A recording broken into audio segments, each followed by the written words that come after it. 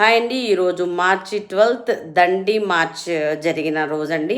British వారి దాష్టికానికి ఎగెనెస్ట్గా మహాత్మా గాంధీ ఉప్పు సత్యాగ్రహాన్ని start చేసి దండి మార్చ్ ప్రారంభిస్తూ ముందుగానే నేను ఈ రోజు నుంచి ఈ రోజు వరకు ఇలా దండి మార్చ్ ఎగెనెస్ట్గా మీకు చేస్తున్నాను అంటే ఇదివరకు ఏంటంటే ఇప్పుడు కూడా అంతేనండి. జనరల్గా మనం ఏదన్నా నిరసన దీక్ష కానీ ఏదన్నా చేస్తున్నప్పుడు ముందుగానే ప్రభుత్వానికి ఇన్ఫామ్ చేయాలి.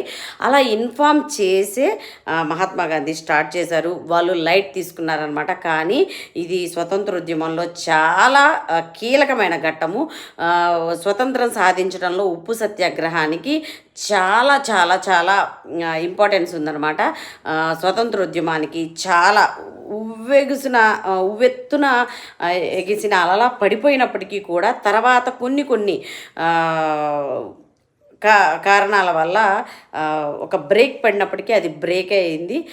తర్వాత దాకా కూడా స్వాతంత్రం సాధించే వరకు కూడా రకరకాల ఉద్యమాల ద్వారా మహాత్మా గాంధీ మనకి స్వతంత్రాన్ని తెచ్చారు.